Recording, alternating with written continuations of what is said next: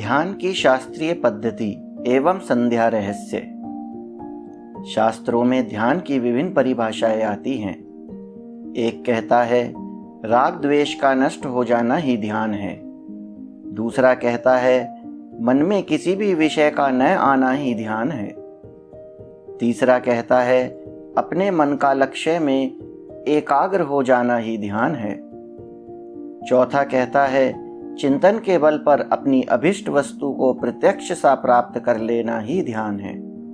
पांचवा कहता है अपने प्रियतम के स्वरूप, लीला और सेवा आदि का चिंतन ही ध्यान है। छठा कहता है विजातीय प्रत्ययों का तिरस्कार करके सजातीय प्रत्ययों का प्रवाहीकरण ही ध्यान है। सातवां कहता है अनात्माकार वृत्तियों का तिरोधान होकर आत्माकार वृत्तियों की स्थिरता ही ध्यान है। ध्यान की ये सभी परिभाषाएं रुचि व चित्र्य के अनुसार ठीक हैं, परंतु इनमें से कोई सी परिभाषा स्वीकार की जाए, साधक को चाहे जिस मार्ग का साधन करना हो उसे पहले पहल सहायक की आवश्यकता होती ही है। ध्यान की सुगम परिपाटी जाननी ही पड़ती है। इसलिए ऋषियों के द्वारा दी हुई ध्यान की एक सहायक विधि की चर्चा की जाती है। ये हमारे जीवन की संधि में आरंभ से ही जोड़ दी गई है। यदि हम इसका समुचित उपयोग करें तो बहुत ही शीघ्र हमारा ध्यान लग सकता है और हम अपनी इष्ट वस्तु की प्राप्ति में सफल हो सकते हैं। संस्कृत में ध्यान शब्द का पर्यायवाची शब्द है संध्या। एक ही धातु से दोनों शब्द निष्पन्न होते हैं। संध्या शब्द का अर्थ है सम्यक ध्यान, सम्यक चिंतन। इसलिए संध्या शब्द का मुख्यार्थ भगवान का स्मरण अथवा आत्मचिंतन ही होता है। जिस क्रिया के द्वारा परमात्मा का स्मरण और आत्मचिंतन करने में सहायता प्राप्त होती है उसका नाम है संध्या। संध्या की किस क्रिया के द्वारा कौन सा अंग शुद्ध होता है, देह, प्राण, मन, बुद्धि किस प्रकार शुद्ध हो जाते हैं और किस प्रकार आवरण भंग होकर आत्म साक्षात्कार हो जाता है, यही विषय विचारणीय है। संध्या में मुख्यतः ये क्रियाएं की जाती हैं आसन, शुद्धि, मार्जन, आचमन, प्राणायाम, अघमर्षण, अर्घ्य ध्यान, सूर्योपासना, न्यास, ध्यान, जप। इनके अतिरिक्त और भी कुछ छोटी मोटी क्रियाएं हैं जो इन्हीं के अंतर्गत हैं अथवा इन्हीं की सहायक हैं। इनमें पूर्वापर भाव और एक के बाद दूसरी क्रिया के आने का कारण भी है, परंतु यहाँ पर उन सब पर विचार न करके केवल इन क्रियाओं के संबंध में ही कुछ विवेचन किया जाएगा। आसन शुद्धि के अंतर्गत कई प्रकार की शुद्धियां हैं, जैसे स्थान शुद्धि, कुश आदि आसनों की शुद्धि, सिद्धासन आदि आसनों की शुद्धि और अंगों का यथास्थान स्थापन। संध्या के लिए स्थान एकांत होना चाहिए, पवित्र होना चाहिए और यथासंभव एक होना चाहिए। नदी तट, देवालय, उपासना मंदिर विशेष उपयुक्त माने गए हैं। एकांत स्थान एकाग्रता में सहायक है, पवित्र स्थान मन में पवित्रता लाता है और पवित्र गंध तथा पवित्र वायु के संयोग से स्वास्थ्य भी ठीक रहता है। सद्विचारों का उद्गम होता है। जिस स्थान में बहुत दिनों से परमात्मा का चिंतन होता आया है अथवा होता है, उस स्थान में जाते ही चित्त में एक प्रकार की शांति का उदय हो जाता है। अपवित्र स्थान में अपवित्र विचारों का उदय होना स्वाभाविक ही है। ऐसा सुना गया है कि पाश्चात्य देशों में एक नए बने हुए गिरजाघर में जब सब लोग प्रार्थना करने के लिए एकत्र हुए, तब प्रार्थना के समय सबके मन में एक साथ ही हिंसा का भाव उठने लगा। पता लगाने पर मालूम हुआ कि 50 वर्ष पूर्व इस स्थान पर कसाई खाना था। इसलिए शास्त्रों में जहाँ मंत्रानुष्ठान का विधान है वहाँ सिद्धपीठ की बड़ी महिमा गाई गई है। अतः संध्या करने का स्थान भी बहुत विचार कर ही चुनना चाहिए। इसके अतिरिक्त स्थान के देवताओं को प्रसन्न करने का भी विधान है। प्रत्येक स्थान के मकान के और मकान के एक एक कमरों के अभिमानी देवता होते हैं। द्वारपाल देवता भी होते हैं। जिन लोगों ने सनातन धर्म की रीति से गृह प्रवेश किया है और वास्तु पूजा की है, वे इन बातों को जानते होंगे। भगवान की उपासना करने के पूर्व उन स्थानीय देवताओं को प्रसन्न कर लिया जाए तो वे भौम दानवीय और दिव्य विघ्नों से साधक की रक्षा करते हैं। इसलिए स्थान शुद्धि बहुत ही आवश्यक है। स्थान शुद्धि के अनंतर पृथ्वी पर कुशका अथवा कंबल आदि का आसन बिछाया जाता है। यह आसन बिछाते समय जो मंत्र पढ़ा जाता है उसका अर्थ है, हे माँ पृथ्वी, तुमने सब लोगों को धारण कर रखा है और तुम्हें भगवान विष्णु ने धारण कर रखा है। हे देवी, तुम मुझे धारण करो, मैं अनुभव करूं कि तुमने भगवान विष्णु के संबंध से मुझे धारण कर रखा है। तुम मेरा आसन पवित्र कर दो। जगदात्री माता पृथ्वी से इस प्रकार प्रार्थना करके आसन पर बैठना चाहिए। मंत्र जप के समय अथवा वृत्तियों को एकाग्र करते समय शरीर के अंदर बहुत ही अहिंडन होता है।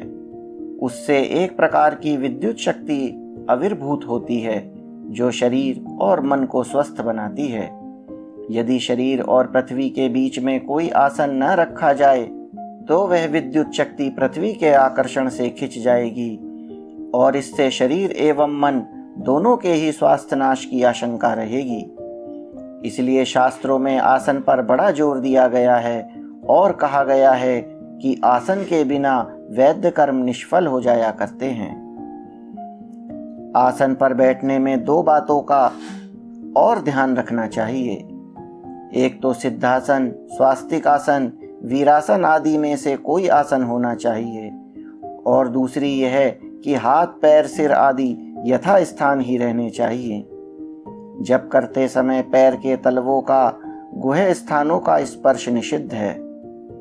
पीठ का रीढ़ सीधा होना चाहिए। शरीर, गला और सिर भी सम स्थिति में ही होना चाहिए। मंत्रों के उच्चारण के समय नस नाड़ियों का और शरीर के सूक्ष्म अवयवों का परस्पर आघात प्रत्याघात होता है, जिससे शरीर के अवयवों में भी परिवर्तन होता है और शक्ति का विकास तथा प्रसार भी होता है।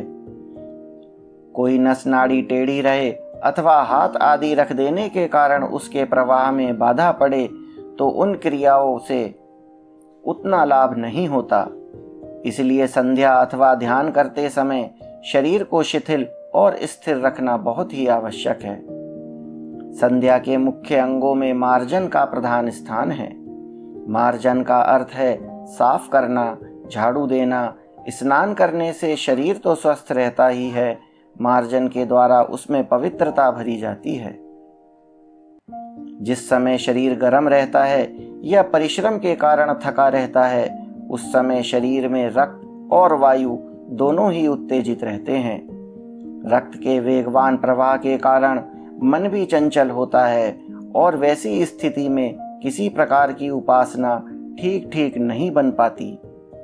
इसी से उपासना के पूर्व स्नान का विधान है। स्नान की भी विधि है, भावना है और उसके भी कई भेद हैं, परंतु मार्जन में तो विधि पर विशेष जोर न देकर मंत्रोक्त भावना और देवता की ही प्रधानता रखी गई है। मार्जन के द्वारा रक्त का प्रवाह कम होता है। शीतलता के कारण उद्दीप्त भावनाएं शिथिल पड़ती हैं। मन में चिंतन की शक्ति आती है और जल के अधिष्ठाता देव प्रसन्न होकर साधक की सहायता करते हैं। मार्जन के अनेक मंत्रों में कुछ के अर्थ निम्नलिखित हैं। पवित्र हो या अपवित्र, किसी भी अवस्था में क्यों ना हो, जो कमल नयन भगवान का स्मरण करता है वह बाहर भीतर से पवित्र हो जाता है। हे जल के अधिष्ठात्र देवताओं, जिस शक्ति के प्रभाव से तुम लोग सब प्राणियों को सुख देते हो, उस परम शक्ति परमात्मा को मेरे हृदय में प्रकाशित करो।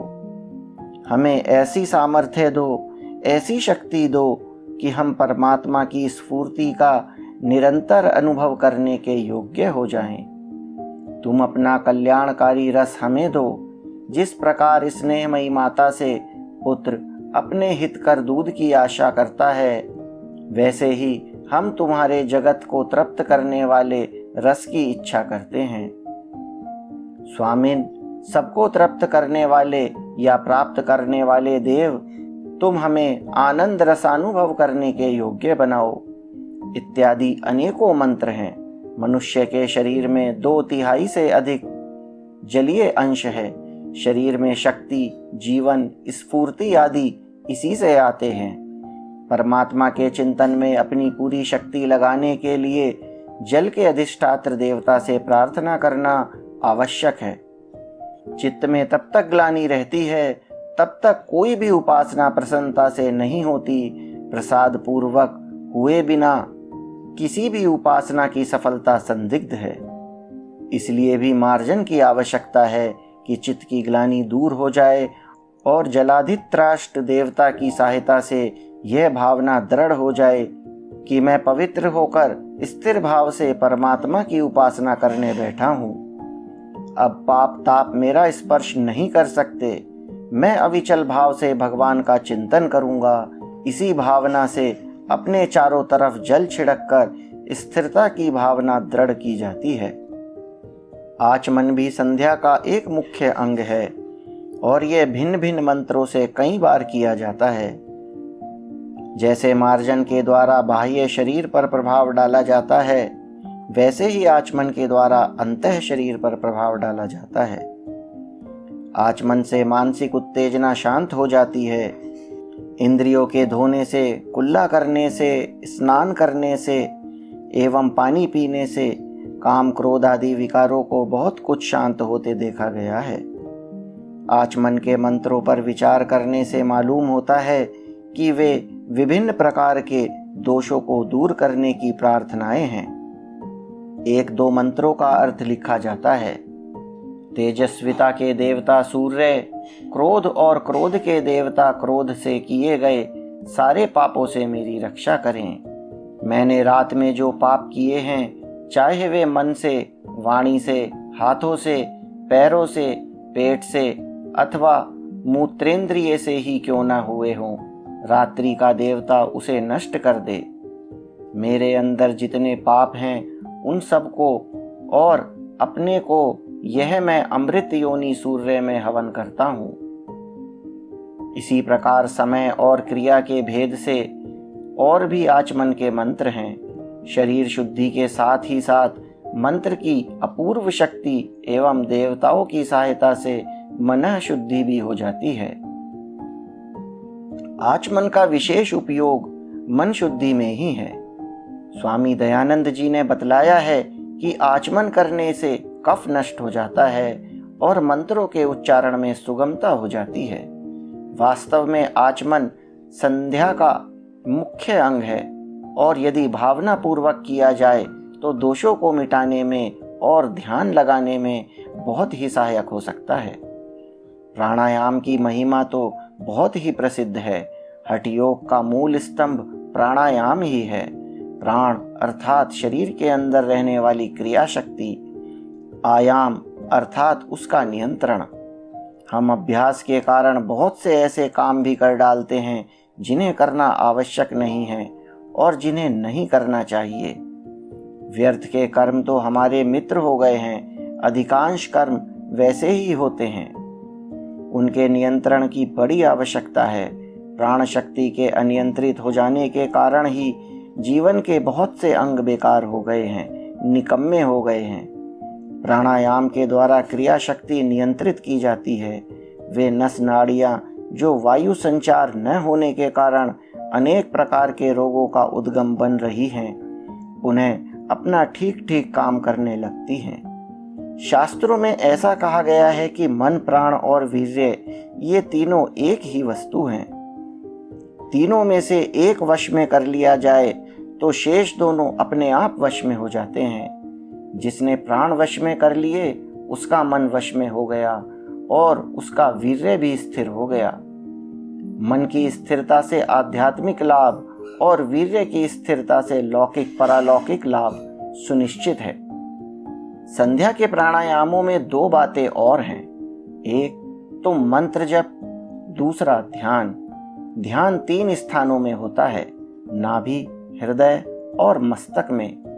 नाभि में क्रिया शक्ति रहती है, वहाँ ब्रह्मा का ध्यान होता है। हृदय में इच्छा शक्ति, प्रेम शक्ति अथवा भावना शक्ति रहती है, वहाँ स्थिति के देवता विष्णु का ध्यान होता है। मस्तक में ज्ञान के देवता मूर्तिमान वैराग्य भगवान शिव का ध्यान होता है। इस प्राणायाम के द्वारा क्रिया शक्ति, इच्छा शक्ति और ज्ञान शक्ति तीनों का ही पूर्ण विकास होता है। पापवृत्ति नष्ट हो जाती है, अनेकों प्रकार की सिद्धियां आ जाती हैं और आध्यात्मिक शांति का लाभ होता है। प्राणायाम में जिस मंत्र का जप होता है उसका अर्थ है जिस ज्योति स्वरूप जीवों के एकमात्र वांछनीय सृष्टिकर्ता देवता के परम प्रकाशमान ज्योति है, उसके ऊपर के 7 लोक और नीचे के 7 लोक, उस परमात्मा का हम चिंतन करते हैं। वही हमारी बुद्धि को शुद्ध करे, वही जल, तेज आदि के रूप में व्यक्त हो रहा है। वास्तव में वही ब्रह्म है, वही ओमकार है। प्राणायाम शक्ति की शक्ति, मंत्र की शक्ति और ध्यान की शक्ति तीनों मिलकर साधक को जो लाभ पहुंचाते हैं वह वर्णातीत है।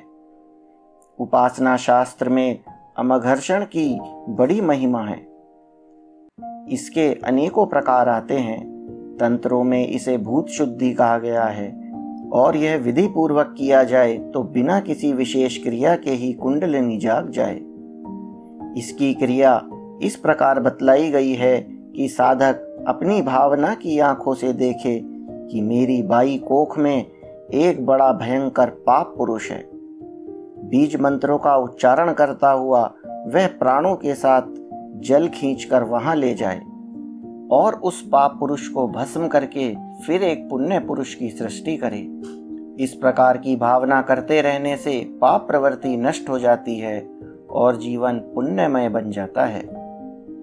इसकी एक प्रक्रिया ऐसी भी है कि नाभि स्थान से धर्म की जड़ और ज्ञान की नाल से युक्त एक भाव कमल प्रकट हुआ है। हृदय में स्थित उस कमल की कर्णिका पर दीप शिखा के समान जीव निवास करता है। उसका ध्यान करके सुषुम्ना मार्ग से उसे सहस्त्रार में स्थित परमात्मा में ले जाकर मिला दे और जब तक एक ही भाव से स्थित रहा जावे रहे। जब ध्यान टूटने लगे तब जीवात्मा को पुनः उसी मार्ग से हृदय में लाकर उस कमल पर विराजमान कर दे।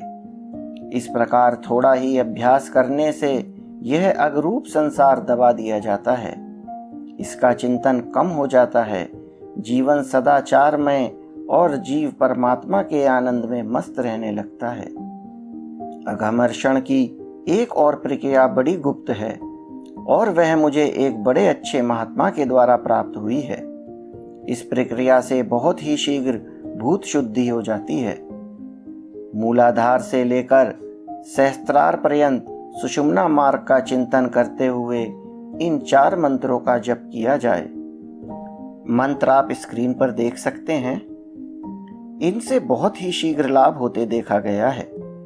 संध्या में जो अघमर्षण की विधि दी गई है वह बहुत ही संक्षिप्त है, फिर भी उसका मंत्र इतना महत्वपूर्ण है कि उसमें सृष्टि प्रक्रिया का संपूर्ण वर्णन आ गया है। उसका स्मरण करने से यह बात मन में बैठ जाती है कि सारी सृष्टि भगवान की बनाई हुई है और फिर पाप करने की इच्छा नहीं होती। मंत्र का अर्थ इस प्रकार है: परम ज्ञान स्वरूप परमात्मा से लौकिक और परामार्थिक सत्य प्रकट हुए हैं। उनसे ही अविद्या रूपिणी रात्रि भी पैदा हुई है और फिर उसी से भवसागर बना है। भवसागर में संवत्सर, दिन रात और काल के संपूर्ण अवयव जो जगत के कंपनशील होने के प्रमाण हैं प्रकट हुए। पूर्व कल्प के अनुसार ही सूर्य, चंद्रमा, आकाश, पृथ्वी, अंतरिक्ष आदि की भी कल्पना हुई। इस मंत्र से संसार के सब पदार्थों का संबंध भगवान के साथ जोड़कर साधक उस प्रभु का वैभव और उसकी लीला देखने में मस्त हो जाता है। आत्मा के साक्षात्कार करने में मल, विक्षेप और अवधारणा 3 दोष माने जाते हैं, परंतु भगवान के दर्शन में केवल 2 ही दोष बाधक हैं, मल और विक्षेप। संध्या के द्वारा मल अर्थात पाप और विक्षेप अर्थात मन की चंचलता दोनों ही नष्ट हो जाते हैं। अगमर्षण का मंत्र मल का नाश करता है, विक्षेप को दूर करता है, मन में प्रसन्नता भर देता है और मेरे पाप नष्ट हो गए इस भाव को दृढ़ कर देता है। दृढ़ता से विक्षेप नष्ट हो जाते हैं और मंत्र के अर्थ पर विचार करते ही आवरण भंग हो जाता है। इसलिए सब प्रकार के साधकों को अगमर्षण का सविधि अनुष्ठान करना चाहिए। इस पृथ्वी मंडल और इस पर रहने वाले जीवों का सूर्य के साथ बड़ा घनिष्ठ संबंध है। सूर्य के ही प्रकाश से, चाहे वह चंद्रमा के रूप में हो या दीपक के, हम इस संसार को देख पाते हैं। सूर्य की उष्णता से ही हमारा जीवन बना हुआ है और भोजन का परिपाक करके वही हमें रस भी देता है। यह पृथ्वी सूर्य से ही निकली हुई है और सूर्य एवं भगवान की दृष्टि है, एक रूप में स्वयं भगवान है। सूर्य का भोजन जल है और वह पृथ्वी पर स्थित एवं शरीर में स्थित जल को खींच कर हमें उसका कई गुना रस एवं शक्ति प्रदान करता है। उन भगवान सूर्य को भला हम दे ही क्या सकते हैं, परंतु ना दे सकने पर भी हमारा एक कर्तव्य है और समय समय पर हमें अपनी ओर से भगवान सूर्य को कुछ न कुछ भेंट करनी चाहिए। पुराणों में कथा आती है कि एक प्रकार के राक्षस भगवान सूर्य को निगल जाने के लिए सचेष्ट रहते हैं। अर्घ्य ध्यान के जल से वे पराजित हो जाते हैं और भगवान सूर्य अर्घ्य देने वालों पर बहुत ही प्रसन्न होते हैं। सूर्य देव की प्रसन्नता से हमारी आंखों में ज्योति आती है, बुद्धि में प्रकाश आता है और हमारी आंखें बुरे विषयों की ओर जाने से रुक जाती हैं, क्योंकि बिना सूर्य की शक्ति के आंखें कुछ नहीं कर सकती। इसलिए सूर्य देव को अर्घ्य देना अपने अंतःकरण और शरीर को स्वस्थ रखने के लिए भी बहुत ही आवश्यक है।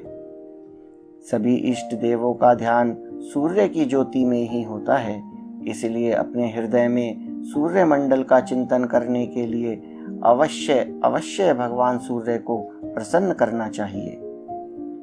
सूर्योपस्थान का अर्थ है भगवान सूर्य के दरबार में हाजिरी। उस समय हम सूर्य के सामने खड़े होकर प्रार्थना करते हैं कि इस अंधकारमय जगत से परे रहने वाली उत्तम ज्योति, जो कि प्रकाश स्वरूप सूर्य ही है, जिनसे उत्तम और कोई ज्योति नहीं है, हम उनकी शरण लेते हैं। ज्ञान के भंडार प्रकाश में सूर्य को उनकी किरणें संसार को दृष्टि युक्त बनाने के लिए ढोलाती हैं। दिन के अभिमानी देवता मित्र, रात्रि के अभिमानी देवता वरुण और दोनों के अभिमानी देवता अग्नि, इन सब के प्रकाशमान भगवान सूर्य का उदय हो रहा है। वे स्वर्ग, पृथ्वी और अंतरिक्ष को अपने प्रकाश से परिपूर्ण कर रहे हैं। वही संपूर्ण चराचर जगत के आत्मा हैं, संपूर्ण इंद्रियों और देवताओं के हित करने वाले एवं सबके विशुद्ध नेत्र। उगते हुए भगवान सूर्य को हम 100 वर्ष तक देखें, 100 वर्ष तक जीवें, 100 वर्ष तक आनंदित रहें इत्यादि। इन मंत्रों से सूर्य के सामने उपासना करने से शारीरिक, मानसिक दोनों प्रकार के बल की अभिवृद्धि होती है और आध्यात्मिक चिंतन में बड़ी सफलता मिलती है। जो सूर्य मंडल का ध्यान करने में समर्थ हो जाता है, वह बड़ी सुगमता से अपने इष्ट देव का ध्यान भी कर सकता है। उपासना विधि में न्यास का बड़ा ऊंचा स्थान है। आजकल समय के प्रभाव अथवा उपासना शास्त्र के अध्ययन अध्यापन के अभाव से कुछ लोगों की ऐसी धारणा हो गई है कि ध्यान एवं संध्या के लिए न्यास की आवश्यकता नहीं है, परंतु न्यास तत्व पर विचार करने से मालूम होता है कि अनेक दृष्टियों से भी इसकी बड़ी आवश्यकता है। न्यास 2 प्रकार का होता है, एक अंतर्न्यास, दूसरा बहिर्न्यास। ये भी मंत्रान्यास और देवतान्यास के रूप में भिन्न भिन्न प्रकार के हो जाते हैं। तत्वन्यास, किरीटन्यास, व्यापकन्यास आदि अनेकों भेद हैं। यहाँ विस्तार से उनका वर्णन नहीं किया जा सकता। संध्या में 2 प्रकार के न्यास आते हैं, एक तो ऋषि, छंद और देवताओं का न्यास, दूसरा ब्राहित और मंत्र का न्यास। न्यास का अर्थ है स्थापन। अपने शरीर के अवयवों में मंत्र और देवताओं का स्थापन ही न्यास है। किसी किसी न्यास के फल में बताया गया है कि इससे साधक का जड़ शरीर भी चिन्मय हो जाता है। जब न्यास करने से साधक अपने शरीर को देवतामय और मंत्रमय अनुभव करता है, तब उसकी वृत्तियां स्वयं पवित्र हो जाती हैं। पवित्रता शांति की जननी है और शांति में ही ध्यान है। ऋषि, छंद और देवताओं के स्मरण से मंत्र का वास्तविक अर्थ समझने में बड़ी सुविधा होती है। आसन शुद्धि से लेकर न्यास पर्यंत कर्म करने पर जब बाह्य और अभ्यंतर शुद्धि संपन्न हो जाती है, तब मंत्र जप किया जाता है। उस समय वृत्तियों के पवित्रतम हो जाने के कारण मन मंत्र के अर्थ में लग जाता है और शब्द की शक्ति बाहर जाने वाली इंद्रियों को समेटकर अंतर्मुख कर देती है और स्वयं ही ध्यान होने लगता है। विष्णु पुराण में कहा गया है कि जप से ध्यान और ध्यान से जप की साधना होती है। जो साधक इन दोनों का अभ्यास कर लेता है, उसके सामने परमात्मा प्रकट हो जाता है। इस प्रकार के साधन से बड़ा लाभ होता है। मंत्र के शब्दों की शक्ति, अर्थ का चिंतन और उसका बार बार आवर्तन एक प्रकार की वृत्ति तैयार कर देता है। सारी वृत्तियां संकुचित होकर एक वृत्ति के रूप में हो जाती हैं और यही ध्यान है। यदि जप के समय पहले वृत्तियां एकाग्र न होती तो निराश होने का कोई कारण नहीं है। बिना एकाग्रता के भी जप करने से बड़ा लाभ होता है। यदि हम वृत्तियों के एकाग्र होने की प्रतीक्षा में जप ही ना करें तो उनके एकाग्र होने की कोई आशा ही नहीं है। और सच्ची बात तो यह है कि जो श्रद्धा के साथ विधि पूर्वक संध्या करता है, जप के समय उसकी वृत्तियां एकाग्र हो जाती हैं। संध्या की संपूर्ण क्रियाओं का लक्ष्य है अंतःकरण की शुद्धि और परमात्मा की प्राप्ति। उपासना की सिद्धि अर्थात अंतःकरण की शुद्धि, निष्काम भाव की पूर्णता अर्थात अंतःकरण की शुद्धि। अंतःकरण जितना ही अधिक शुद्ध होगा, उतना ही गाढ़ा ध्यान लगेगा। ध्यान इष्ट देव का होता है। माता गायत्री इष्ट देवी हैं और उनके ध्यान में संपूर्ण देवताओं का ध्यान आविर्भूत है। वेदों के समस्त मंत्र और उन मंत्रों में प्रतिपादित देवता माता गायत्री के बालक हैं। माता संतुष्ट हो जाए तो अपने किसी भी बालक को साधक के पास भेज सकती है। गायत्री के विभिन्न प्रकार के ध्यान संध्या पद्धतियों में वर्णित हैं। गायत्री का ध्यान सूर्य मंडल में होता है और सृष्टिकर्ता सविता देवता ही उसके प्रतिपाद्य हैं। सविधि ध्यान करने से बहुत ही शीघ्र माता गायत्री प्रसन्न होती है। ऐसे अनेक साधकों को मैं जानता हूँ कि जो वर्षों से ध्यान करने की चेष्टा करते हैं, परंतु उनसे मूर्ति ही नहीं बंधती। कभी कोई अंग दिख पड़ता है तो कभी कोई, सो भी पत्थर सरीखा जड़। कईयों को तो नींद आ घेरती है और वे अज्ञान समाधि में मग्न हो जाते हैं। इसके कई कारण हैं। श्रद्धा और प्रेम की कमी है, लगन का अभाव है, परंतु साथ ही साथ ध्यान की पद्धति न जानना भी एक कारण है। इस विषय के ग्रंथों में इष्ट देव के ध्यान के पूर्व और भी कई वस्तुओं के ध्यान का वर्णन आता है जो कि इष्ट देव की लीला से संबद्ध है। मान लें कि किसी को अपने हृदय में श्री कृष्ण का ध्यान करना है। यदि वह पहले ही श्री कृष्ण का ध्यान करने लगता है तो श्री कृष्ण उसके हृदय में नहीं आते। बहुत हट करने पर वही चित्र जो कि उसने देखा है या वही भावना जो कि उसने सुन रखी है उसके सामने आ जाती है। मुरली मुंह में लगी है तो लगी ही रहती है, वहाँ से हटती ही नहीं, मानो श्री कृष्ण अपना हाथ कभी हिलाते ही नहीं।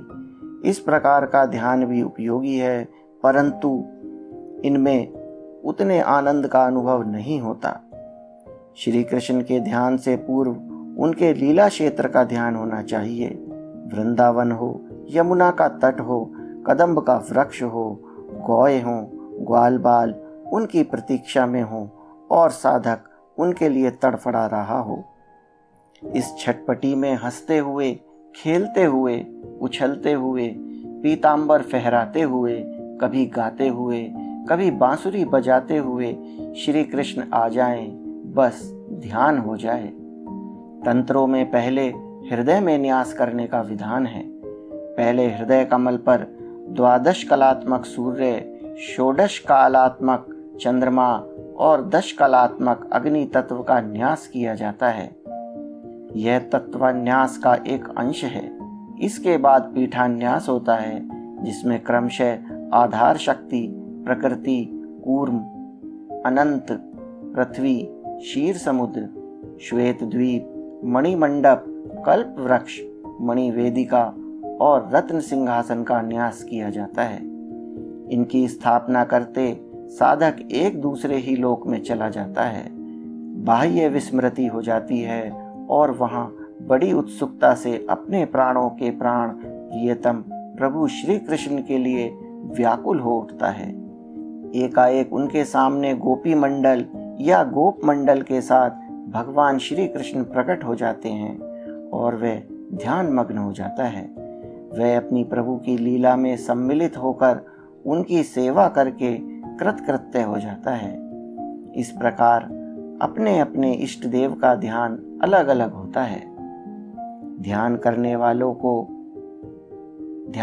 वाले को ऐसा संकल्प रखना चाहिए कि आज मैं जो ध्यान करने जा रहा हूँ वह कभी भंग नहीं होगा।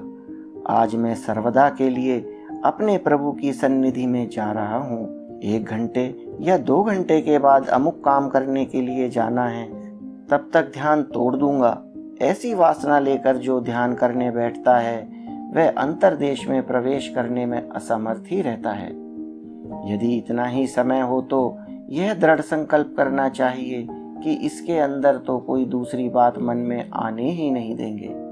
ध्यान के साधक के लिए संबंध की भी बड़ी आवश्यकता है। संबंधियों से ही प्रेम करने की हमारी आदत पड़ गई है। भगवान गुरु हैं, स्वामी हैं, सखा हैं, माँ बाप हैं, बालक हैं और अपने पति हैं। इसमें से कोई सा भी संबंध जोड़कर प्रेम के साथ उनका स्मरण करना चाहिए। स्मरण ही गाढ़ा होकर ध्यान बन जाता है। यह तो ध्यान का एक रूप है। चाहे जिस प्रकार का ध्यान करना हो, संध्या की प्रत्येक क्रिया उसके निकट पहुंचा देती है। सभी प्रकार के ध्यान अंतःकरण की शुद्धि से ही संभव हैं और उनके लिए संध्या से बढ़कर और कोई साधन नहीं है। हमारे पूर्वज ऋषियों ने बड़ी कृपा करके हमारे साथ यह पवित्र क्रिया जोड़ दी है और ऐसी पद्धति बना दी है कि चाहे सकाम से सकाम पुरुष क्यों ना हो, उसे संध्या तो निष्काम भाव से करनी ही पड़ेगी। जहाँ हमारे सारे कर्म वासनाओं से दूषित हो गए हैं, वहाँ एक संध्या ही निष्काम कर्म के रूप में बची है। इसको न करने से बड़ा पाप बतलाया गया है। यहाँ तक कहा गया है कि जो यज्ञोपवीत धारी 12 वर्षों तक लगातार संध्या नहीं करता वह पतित हो जाता है। उसका किसी भी वर्णाश्रमोचित क्रिया में अधिकार नहीं रहता। इसलिए प्रत्येक द्विजाति को श्रद्धा और प्रेम के साथ संध्योपासना करनी चाहिए। धन्यवाद।